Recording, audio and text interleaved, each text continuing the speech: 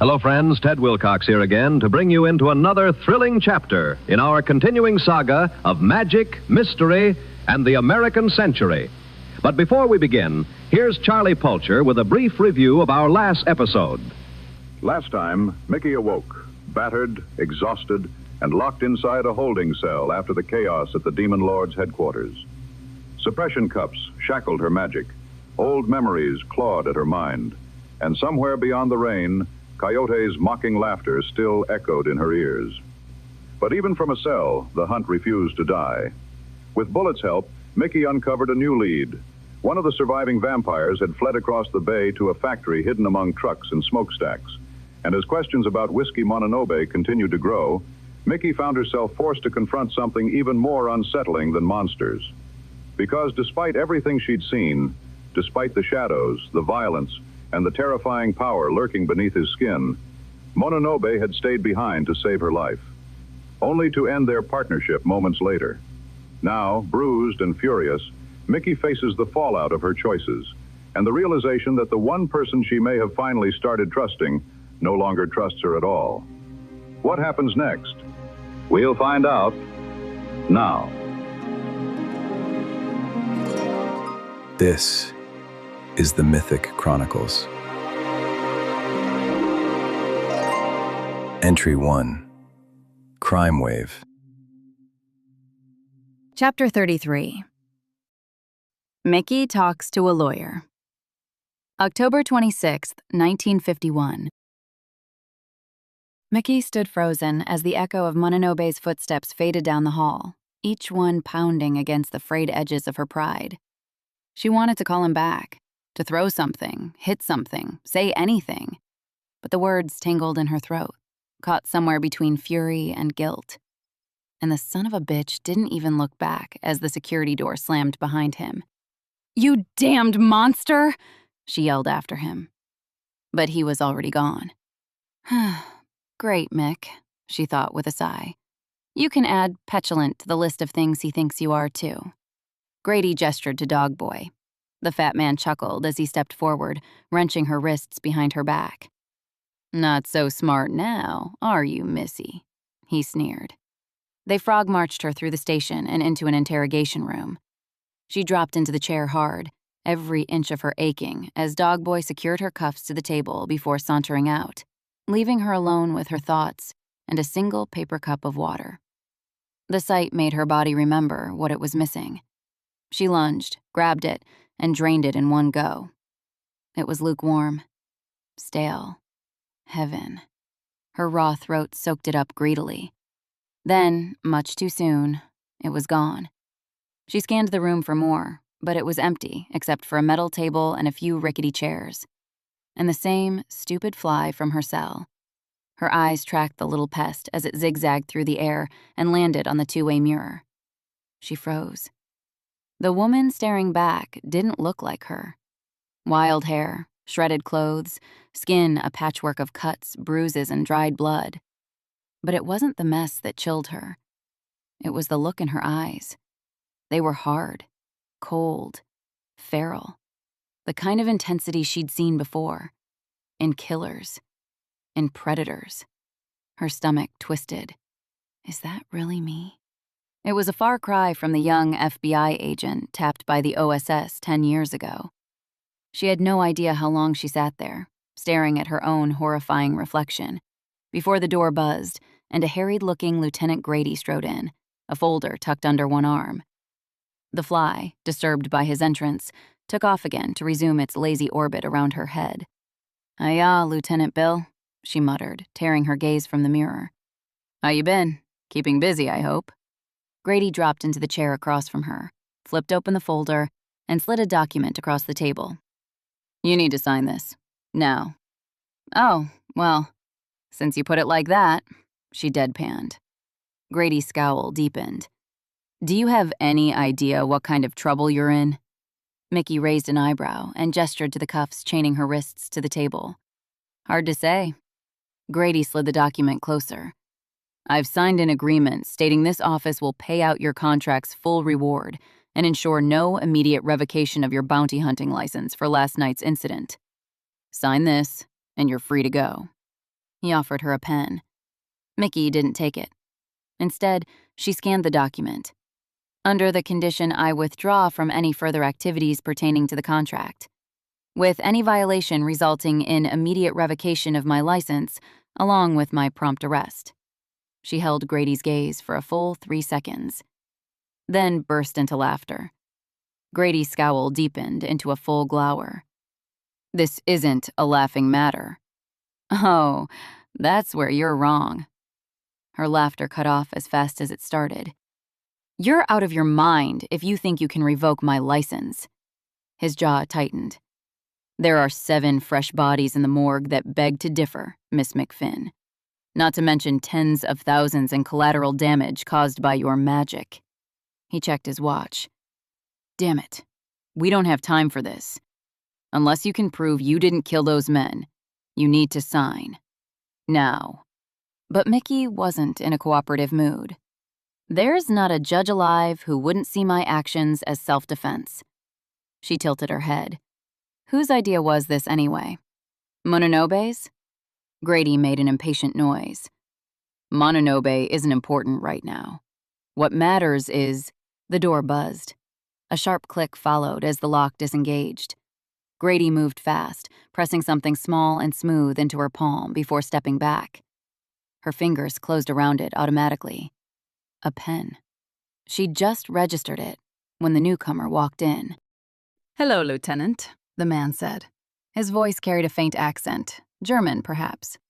I hope I'm not interrupting. Grady stiffened. Not at all. His glance flicked toward Mickey before he gestured to an open chair. Just keeping a lady company while we waited for your arrival. Mickey eyed Grady. Something about his discomfort set off alarms, but she forced a lazy smirk. Who's your friend, Bill? She asked. He's cute. The man was close to Grady's height, but broader, more muscular, and ridiculously handsome. His tailored suit hugged a frame built for magazine covers, not dingy interrogation rooms. Grady cleared his throat. Miss McFinn, this is Alexander Schultz. He works with the governor's office. Her gaze snapped back to the man, and his crystalline blue eyes locked onto hers. Schultz. Butcher had mentioned that name before he transformed. He'd sounded terrified. Movement caught her eye. The same damned housefly had landed on the table beside Schultz. Then it jerked once, twitched, and went still. Schultz brushed it aside, and his handsome face split into a perfect smile. Miss McFinn, he said, extending his hand. A pleasure to make your acquaintance. As the lieutenant noted, I serve as an advisor to Governor Warren's administration.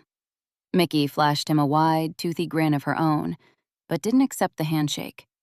Something about the man, something in his eyes, was cold and calculating. Shark-like. It set her instincts off and made her very sure she didn't want to touch him. Hello, Al, she drawled. Look, you seem like a busy guy, so let me save you some time. Whatever it is you want, I'm not interested. Schultz withdrew his hand with a chuckle. That may make the matter I've come to discuss somewhat delicate, yes? He pulled out a silver cigarette case and flicked it open, offering her one. Smothering a pang of longing, Mickey shook her head. No thanks, she said, smile tight. Those things'll kill ya. Well, Schultz said, slipping the case back into his jacket. We wouldn't want that, would we? Mickey smirked. Right. So why is the governor's office sending a policy advisor to handle county business? His smile turned smooth, indulgent. Very good. Despite everything you've been through, that sharp mind of yours is still intact. Though I suppose I should expect nothing less from one of the country's top bounty hunters, not to mention the only woman in history to make full special agent under J. Edgar Hoover's FBI. He paused, tilting his head. According to your file, you simply, poof, vanished during the war. I am curious. Wherever did you go? Mickey shrugged. Sightseeing. Schultz chuckled. You must forgive me, Miss McFinn. I, too, have a curious nature. and it is not often one meets a woman such as yourself. After reading your file, I feel as though I am meeting a celebrity. It is regrettable you chose to leave federal service." Mickey rolled her eyes. "Okay, Al, can we get to the point?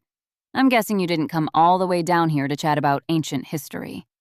His pleased smile widened. "Yes and no, Miss McFinn. Yes and no." He steepled his fingers, leaning forward. "Ordinarily, who you are and what you've done would mean very little to me. But your recent conduct has interfered with the affairs of people whose regard I value most highly." His crystalline gaze bored into her. "Tell me, is it true you murdered 7 men in cold blood last night?" Mickey scoffed. "Come on, Al. You've clearly done your homework. You know damn well that was self-defense." Schultz raised an eyebrow. "Did you not willingly antagonize a group of citizens?" Mickey cocked her head. "Last I checked, antagonizing people isn't illegal. What are you gonna do? Charge me with hurting a bunch of murderous vampires' feelings?" She leaned in slightly. "Just because I spoiled their plans and they wound up dead before I did doesn't change the fact that we were attacked while investigating a legitimate lead. That puts me well within my rights as a licensed bounty hunter." Schultz adjusted his glasses. "Naturally," he said. "But tell me, were you aware the 7 men you eliminated last night were part of an ongoing federal investigation?" Mickey's stomach dropped. "What?" "Ah." Schultz's smile widened as he winked at Grady. "It would appear she did not." Her eyes narrowed. "Those guys were snitches?" Schultz sighed. "I'm afraid it's even more complicated than that, Miss McFinn." He reached into his briefcase, withdrew a thick folder stamped "Confidential" in bold red, and handed it to her. Mickey flipped it open. The first page showed Hank Butcher, flanked by Frank Splotchface and a ragtag row of men in motorcycle leathers, standing on a stage. They appeared to be accepting an award. Schultz continued. "The members of the Demon Lord Motorcycle Club you killed were deputies of the federal government, Miss McFinn. Men who, because of their valiant service, were granted clemency for past crimes and immunity from future prosecution. I'm sure you remember the pyromancer cult that started those forest fires last summer. These men were instrumental in their takedown. They weren't only upstanding citizens, they were heroes to the state of California." Mickey's stomach flipped as she skimmed the contents. Schultz went on. "As you no doubt know, the bounty hunter program is under intense political scrutiny. Public trust is eroding, understandably so. People grow wary of heavily armed, magically augmented operatives working under the banner of law enforcement. Washington must fight tooth and nail to keep the program alive. And because of that, there's no room for hunters who disrupt the established order." Mickey stared at the folder, at the grinning faces of the men she'd killed, and felt her pulse spike. She looked up to find Schultz's icy blue eyes boring into hers. He chuckled softly. "I imagine that goes doubly for one of only 7 A-class hunters." He reached into his briefcase again and produced a crisp packet of papers, sliding it across the table. "As to the reason for my visit, as of this moment, your contract, along with all authority granted to you by the United States government and the state of California, has been revoked." The room tilted. Her throat tightened. And his next words hung in the air, heavier than a gunshot. "In terms you will understand, Miss McFinn, you've been fired."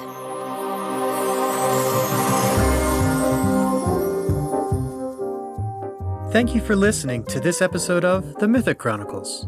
The story continues every Tuesday and Thursday.